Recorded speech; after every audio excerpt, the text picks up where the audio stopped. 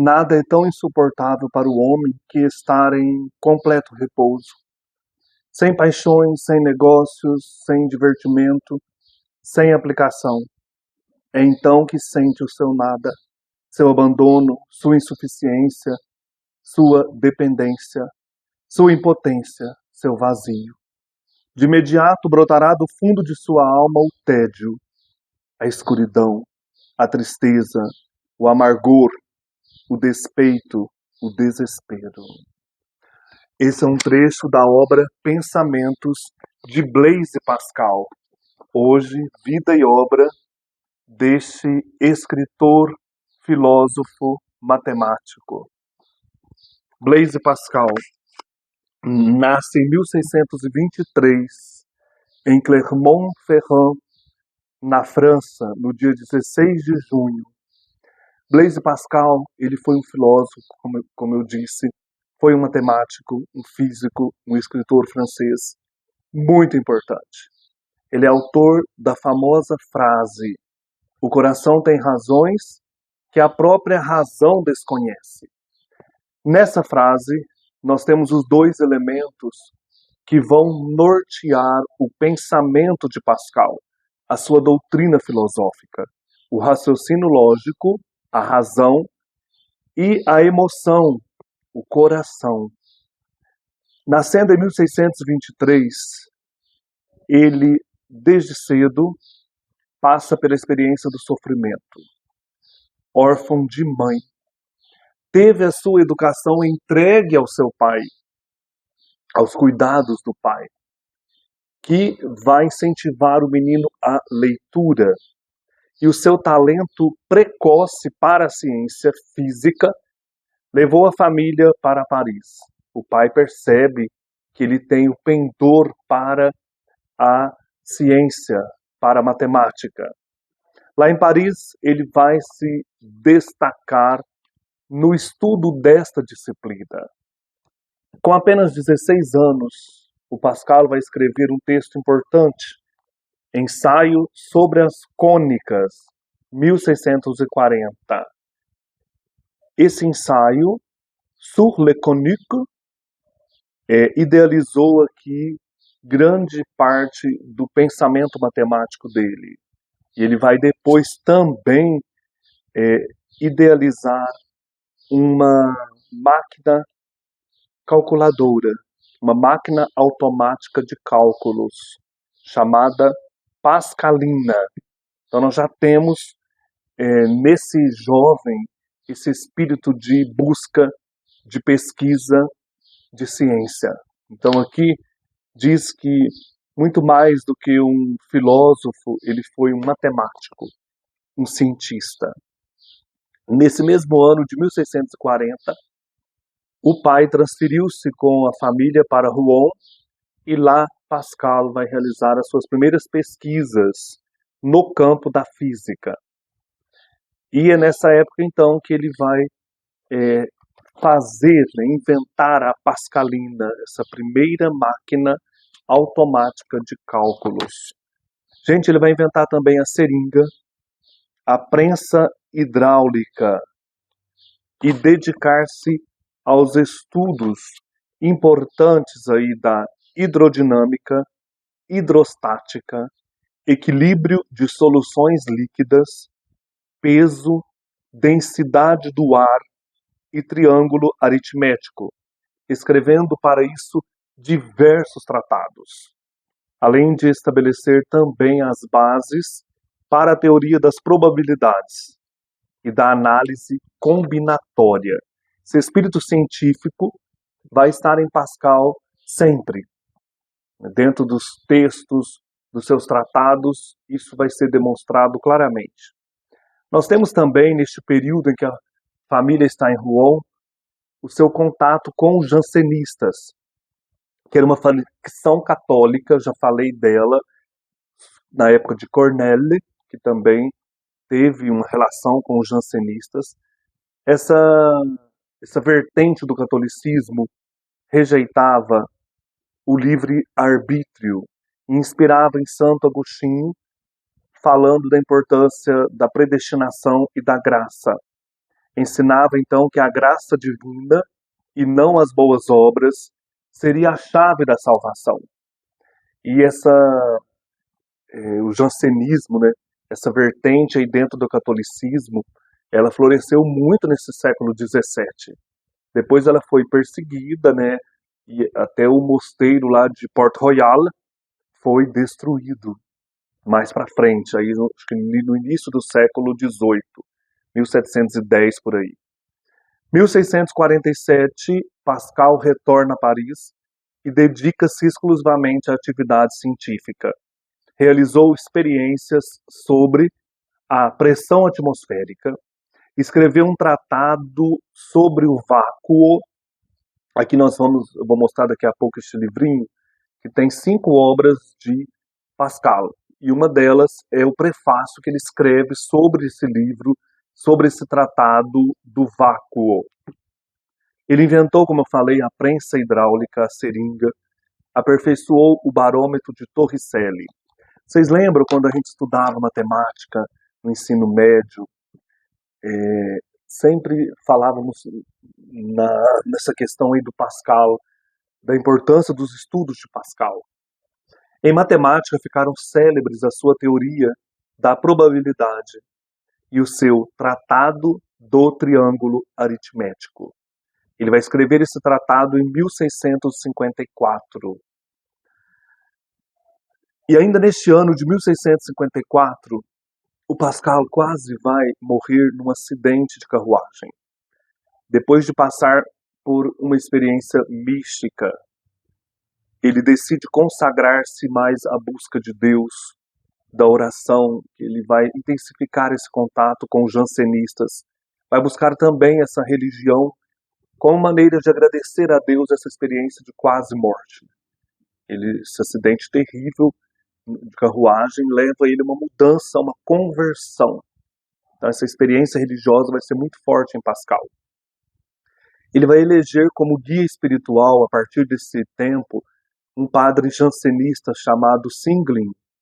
E em 1665, o Pascal recolhe-se à abadia de Port Royal de Champs, que era um centro do jansenismo, como eu já falei, desta abadia. Vale a pena a gente pesquisar mais sobre isso, conhecer nesse período essa vertente, essa facção católica baseada nas obras de Agostinho, né, falando da predestinação e da importância da graça. Nesse período também, aí já na segunda metade, né, do século XVII, a partir de 1654, ele vai elaborar os princípios da sua doutrina filosófica, centrada na contraposição dos dois elementos básicos e não excludentes do conhecimento, a razão e a emoção. A razão, com suas mediações que tendem ao exato, ao lógico, ao discursivo, ao espírito geométrico, que ele foi, olha que interessante, né, esse grande matemático e cientista. E por outro lado, a outra vertente é a emoção, o coração, né, que transcende o mundo exterior. É a parte intuitiva, capaz de apreender o inefável, o religioso, o moral, o espírito de finura. Então, um grande cientista, filósofo, que busca também esta parte intuitiva do coração, né? Por isso essa frase que a gente sempre repete, né, por aí. O coração tem razões que a própria razão desconhece. Então são os dois elementos importantes do pensamento filosófico de Pascal. As concepções filosófico-religiosas de Pascal estão reunidas nas suas obras. Então nós temos muitas obras. Aqui, na orelha do livro, falam dessas obras. Por exemplo, Cartas Provinciais. Ele escreveu isso de 1656 a 1657. É um conjunto de 18 cartas para defender um jansenista chamado Antoine Arnauld, oponente dos jesuítas, que estava em julgamento pelos teólogos de Paris. Então, além dessas perseguições aos jansenistas, nós temos também confrontos entre jansenistas e jesuítas. E essas 18 cartas provinciais, Les Provinciales, de Pascal, em defesa, né, deste padre Antoine Arnauld. Temos também colóquio entre Pascal e Saussure, vou falar daqui a pouco. Do espírito geométrico tem aqui também. Ensaio sobre as cônicas, que é um dos primeiros textos dele. Escritos sobre a graça. Novas experiências sobre o vácuo. Pensamentos, temos aqui também. Prefácio ao tratado sobre o vácuo. Relato da grande experiência sobre o equilíbrio dos líquidos. Tratado do triângulo aritmético. Tratado sobre o equilíbrio dos líquidos e o peso da massa do ar. 3 discursos sobre a condição dos grandes. É interessante esta obra matemática de Pascal. E também, claro, né, filosófica, teológica, que tem assim, muita influência na filosofia e no pensamento. A partir de 1659, com a saúde abalada, Pascal pouco escreveu. Ele vai compor uma oração pela conversão, que despertou a admiração dos ingleses Charles e John Wesley, fundadores da Igreja Metodista. Oração pela conversão, né? Vai influenciar aí a fundação da Igreja Metodista. Blaise Pascal faleceu em Paris, na França, no dia 19 de agosto de 1662. Então, como nós vimos, nasceu em 1623 e morre em 1662. Blaise Pascal. Vocês já viram esse livro aqui? Ele é o da La Fonte. Tem tradução do Ciro Mioranza, ou melhor, tradução do Antônio Geraldo da Silva e introduções do Ciro Mioranza. São introduções muito interessantes a alguns textos. Então nós temos aqui, eu vou comentar esses textos, né? Primeiro que está aqui é do Espírito Geométrico. É o primeiro texto deste livro. Mais que escritor e filósofo, Pascal foi um cientista, um gênio precoce em ciência e matemática. Era um espírito observador, perspicaz, atento a todas as pequenas coisas da natureza, né? Como Leonardo da Vinci e outros. Atento às coisas do tempo e do espaço. Estudioso das grandes descobertas dos cientistas, que o haviam antecedido em todos os tempos. Guiado por uma mente questionadora e perquiridora, Pascal passou praticamente a vida inteira fazendo experiências para provar princípios de física e matemática e descobrindo novos princípios, novos tratados, né? O primeiro texto, então, deste volume aqui é do Espírito Geométrico. Reflete muito bem a mente do cientista Pascal, do pesquisador, e mesmo uma preocupação indissociável da consciência humana em estabelecer a verdade. O que é certo, o que é perfeito, o que pode se tornar perfeito, eliminando o duvidoso, o errôneo, o supersticioso, por meio de princípios axiomáticos e indiscutíveis. Então ele ajuda a gente a pensar sobre a verdade, sobre o certo, né? O que o autor questiona e discute não são os princípios de moral e atitudes comportamentais do ser humano, embora subliminarmente pareça querer abarcá-los, mas somente o que atinge e o que compete ao espírito, né? Aquilo que é verdade em relação ao espírito, ao pensamento filosófico, à pesquisa científica, à verdade. Por esse motivo, Pascal estabelece regras necessárias para as definições, para os axiomas e regras necessárias para as demonstrações, além de indicar a ordem em que devem ser dispostas as hipóteses e as proposições, culminando, portanto, com um método seguro e eficaz a ser seguido em toda pesquisa séria, sobre qualquer segmento da ciência e do saber. A importância da verificação do saber. Este opúsculo não deixa de ser uma crítica aos muitos pseudocientistas e pseudofilósofos do século XVII.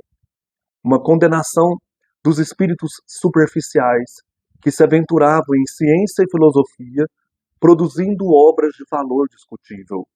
Por outro lado, ao defender a geometria como a mais nobre das ciências, Pascal se deixa imbuir por suas verdades matemáticas e transfere para seu espírito uma rigidez e um rigorismo que à primeira vista parece não se coadunar com as ciências do comportamento humano, como a sociologia, a antropologia, a psicologia e até mesmo a religião. Parece que ele pretende reduzir tudo a um binômio insofismável, o racional e o irracional.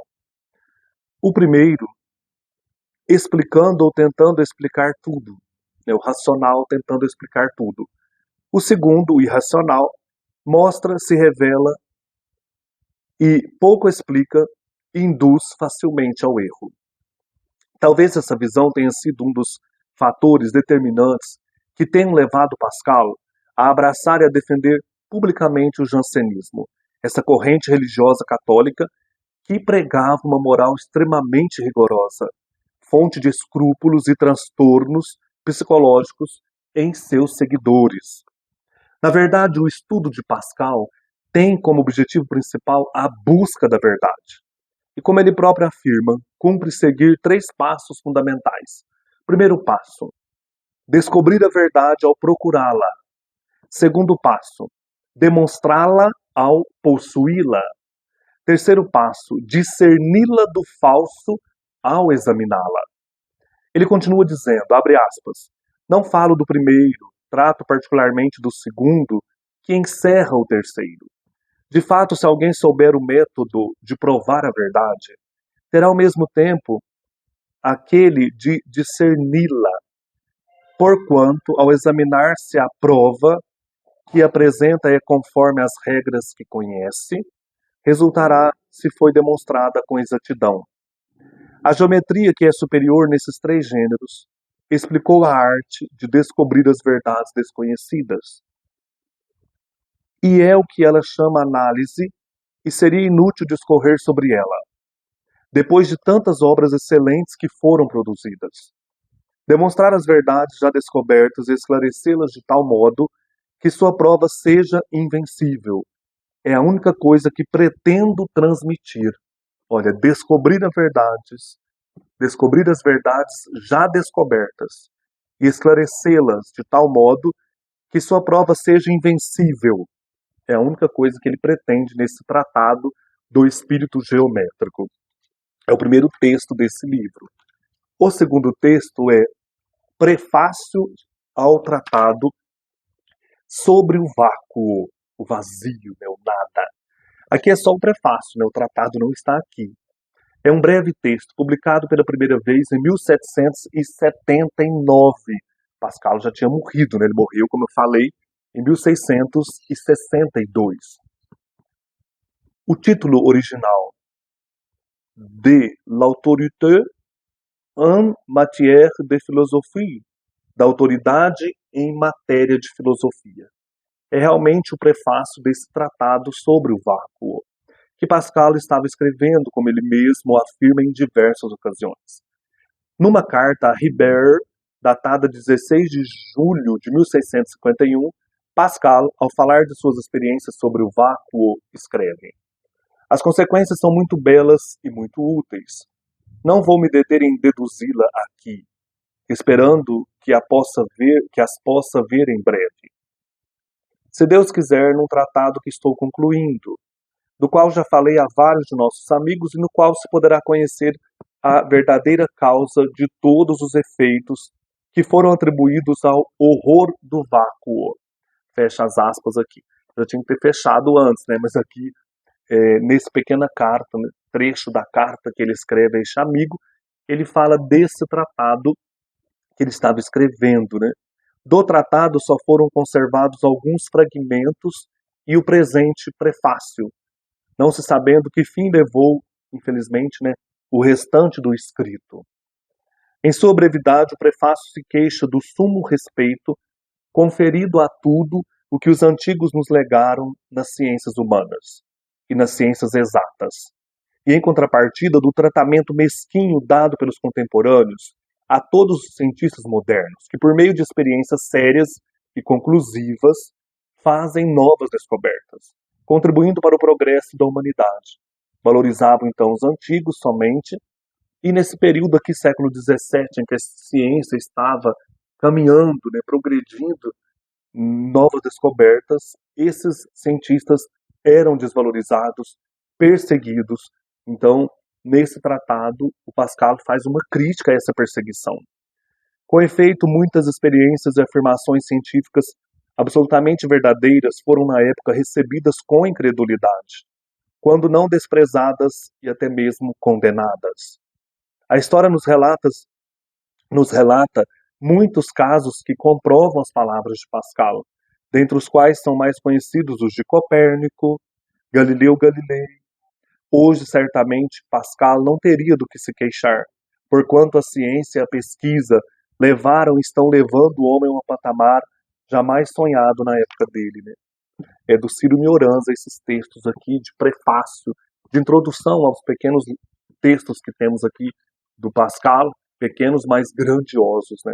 Então ele se queixava muito de que naquela época não tinham esse apoio os cientistas nas pesquisas. Gente, o Pascal pertence à filosofia, à matemática, como eu já falei. Quando eu fiz filosofia lá em Franca, com a professora Cira Napolitano, então ela falava desses grandes filósofos, cientistas, né, pensadores, e o Pascal foi um desses. Então, retornar a esses textos, retornar a estas vidas, né, desses grandes escritores é muito legal. Anima a gente a continuar a leitura e ler textos também que falam sobre geometria, sobre ciência, de escritores, de filósofos, poetas, pensadores, né, enriquece muito a gente como leitor. Abre horizontes e ao mesmo tempo de conhecimento desse período, desses séculos de descobertas em que a ciência estava se firmando também, né? Por outro lado, é um mundo sem volta, né? Você entrar nesses pensadores, na vida e obra desses homens. Continuando aqui, nós temos 3 discursos sobre a condição dos grandes. Então são 3 discursos que Pascal realmente proferiu. Não são de sua lavra, mas foram reproduzidos por um ouvinte que anotou e transcreveu estes 3 dos muitos discursos e palestras de Pascal. Então esse texto aqui é muito interessante, 3 discursos sobre a condição dos grandes, porque é certamente um aluno de Pascal que foi anotando aquilo que ele proferiu, né? Foram publicados quase uma década depois da morte do autor, aí também no, na década de 70, né, do século 17, 1672 por aí, né? Embora não representem as próprias palavras dele, refletem pelo menos seus pensamentos, suas opiniões. Os textos aqui apresentados, segundo estudiosos, teriam sido dirigidos ao filho do Duque de Leigny, mais tarde Duque de Chevreuse, como parte da educação política e também diplomática do jovem. Pascal estava educando esse jovem. Esse Duque de Chevreuse nasceu em 1646 e morreu em 1712. Os 3 textos tratam da grandeza, da dignidade, do cargo exercido pelos grandes, né, pelos poderosos. O primeiro texto previne contra o defeito de se desconhecer a si próprio e de imaginar que todos os bens de que usufrui um homem, que reveste altas dignidades, lhe sejam devidos por sua posição e façam parte dele como se fossem direitos de nascença. O príncipe ou o alto dignatário deve ter sempre presente a igualdade natural de todos os homens. Olha que interessante, né? E saber distinguir o que é privilégio eventual de um homem que exerce um cargo. Porquanto cargo e função representam, antes de mais nada, um serviço em benefício dos outros. Aquilo não faz parte da sua posição. Não é porque você tem um alto cargo que você tem que ter determinados privilégios. Gente, isso aqui é muito importante, né? Para qualquer pessoa que tem autoridade, né? Que tem uma função importante na sociedade. O segundo texto adverte contra o defeito de se considerar senhor de tudo e acima de todos, pouco importando as qualidades e virtudes que devem ornar a pessoa de todo governante. Então eu posso ser quem eu quiser e acima de todos, né? Ao exigir o respeito e a submissão dos outros, o dignatário deve cultivar o respeito que deve a seus semelhantes também e aos seus subalternos. Né? Você deve também respeitar os outros. Não é porque você tem um alto cargo que você é melhor ou maior do que alguém. O terceiro texto admoesta o dignatário a não se deixar levar pela licenciosidade e pelas oportunidades que tem de satisfazer a todas as suas inclinações por causa de sua posição e de seus bens. Nossa, que legal isso aqui. Esquecendo que sua grandeza deve estar a serviço dos outros e não a serviço dos seus próprios caprichos e desregramentos, levando ao desprezo e ao abandono daqueles que lhe são submissos. Isso aqui serve para qualquer pessoa, né, como eu falei, que tem algum cargo importante. Padre também. Né? Colóquio entre Pascal e Ceyci sobre a leitura de Epiteto e de Montaigne. Isso aqui é muito legal. Aqui nós temos um breve texto, também publicado após a morte de Pascal. Nota-se que ele foi recuperado, em parte, também reescrito pelos editores, depois de recolhido entre os muitos escritos inéditos deixados pelo cientista e filósofo. Houve, inclusive, várias edições diferentes desse texto, entre o final do século XVII e os inícios do século XVIII. Né? Embora o pensamento central do autor seja sempre uno e mesmo a própria elaboração do escrito não apresenta grandes divergências. O colóquio ou conversação entre Pascal e esse homem chamado Ceyci gira em torno da leitura e interpretação das obras e do pensamento de Epiteto, filósofo epicurista, ou melhor, filósofo estoico do século I da nossa era, estoicismo, e do Montaigne, que já temos um vídeo sobre ele aqui, né, os seus ensaios. Montaigne, pensador filósofo do século XVI. Enquanto Pascal contrapõe estes dois pensadores, as ideias e inverdades de ambos, Ceyci se preocupa exclusivamente em contrapor aos dois a doutrina de Santo Agostinho, filósofo e teólogo do século III e IV a.C. Enquanto Pascal reconhece valores nos dois, no Epiteto e no Montaigne, e critica posições heterodoxas e eventuais erros, o Ceyci permanece agarrado à doutrina agostiniana como verdadeira fonte de retidão e de perfeição na vida do homem. Ceyci certamente deveria ser jansenista, né? Estão tratando aqui desses temas importantes. E Agostinho era caro para os jansenistas. Os dois interlocutores, cada um defendendo o seu ponto de vista, concordam finalmente que a leitura de Epiteto e de Montaigne traz pouco benefício, mas poderia ser feita com prevenção e reserva. Interessante. E o último texto aqui são os famosos pensamentos, penseurs, de Pascal. Pensamentos é realmente da autoria de Pascal, mas o título foi conferido pelos editores, que publicaram este texto após a morte do autor. Lembrando que ele morre novamente em 1662, né? Lembrando novamente que ele morre neste ano, né? Toma-se como edição mais importante a de 1670, que já aparece com a indicação de segunda edição, porque no ano anterior havia sido publicada a primeira, mas com pequena tiragem e restrita em seu conteúdo. Isso não é difícil de explicar, uma vez que Pascal deixou como textos inéditos grande número de pastas contendo ideias, reflexões, pensamentos, opiniões, lançados no papel sem ordem alguma e que faziam parte de um projeto de livro destinado a fazer a apologia da religião cristã. Então, ele deixou esses textos, né, escritos em papéis esparsos em uma pasta, que ele pretendia fazer um livro sobre a religião cristã. Né. Ante a morte prematura de Pascal, célebre como cientista, os editores se empenharam em publicar seus escritos, mas se depararam com um acúmulo impressionante de esboços, textos dispersos e muitos, inclusive incompletos ou interrompidos. Foi o que ocorreu com a obra que se convencionou chamar Pensamentos. Olha como que ela é feita, né?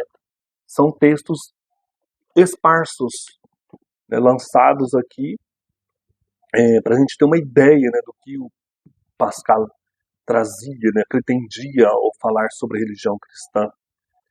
Mas aqui temos, além também disso, né, outros textos, reflexões filosóficas. Por essas razões, as primeiras edições divergiram muito entre si. Além do mais, cada editor conferia aos papéis deixados pelo autor a ordem que bem entendia e acrescentava alguns pensamentos a mais que o outro. Depois de 2 séculos de diferentes edições, apareceu, em 1897, a edição Brunswick, considerada como definitiva durante décadas por muitos historiadores e estudiosos. Em 1951, porém, a questão foi reaberta com a edição La Fuma, organizada de forma muito diferente, embora o conteúdo fosse praticamente o mesmo.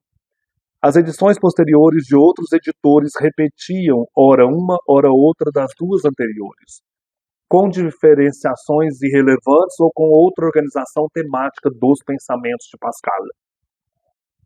As edições desses últimos anos reproduzem a de Brunswick, indicando a numeração dos pensamentos constante daquela de La Fuma ou vice-versa. Aqui nós temos apenas alguns pensamentos. Gente, ele escreveu mais de 1000 pensamentos nas edições completas. Como foi afirmado, essas ideias esparsas e reflexões de Pascal se destinavam à elaboração posterior de uma apologia da religião cristã. É fácil imaginar, portanto, que a grande maioria dessas reflexões versam sobre a Bíblia e o cristianismo. Então é isso. São muitos pensamentos, aqui eu vou pegar alguns para vocês terem uma ideia. As misérias da vida criaram tudo isso. Como viram, tudo isso partiram para o divertimento. Isso que, né? É um texto esparso. A morte é mais fácil de suportar sem pensar nela do que o pensamento da morte sem perigo. Então é mais fácil você suportar a morte sem ficar pensando nela. A vaidade está tão arraigada no coração do homem que um soldado, um pedreiro, um cozinheiro, um chaveiro se vangloria e pode ter seus admiradores. Até mesmo os filósofos querem os seus. E aqueles que escrevem querem ter a glória de terem escrito bem. E aqueles que os leem querem ter a glória de o terem lido. E eu que escrevo talvez tenha também essa vontade, e talvez aqueles que o lerem. E aí temos reticências, ou seja, está incompleto o texto, né? Curiosidade não passa de vaidade. No mais, às vezes, só se quer saber para falar depois. Caso contrário, não se viajaria pelo mar para jamais poder dizer algo a respeito. E pelo único prazer de ver sem esperança de jamais poder contar. Olha que legal. Embora as pessoas não tenham interesse no que dizem, não se deve em absoluto concluir disso que não mintam, pois há gente que mente simplesmente por mentir. Falador de boas palavras, mau caráter. Jesus! Então vale a pena ler os pensamentos de Pascal, né? Mas aqui, olha. A justiça sem a força é impotente. A força sem justiça é tirana. Não há nada de bom nesta vida, salvo a esperança de uma outra vida. Então é isso, gente. Hoje, a obra desse pensador e filósofo importantíssimo do século XVII, Blaise Pascal. Um abraço e até mais.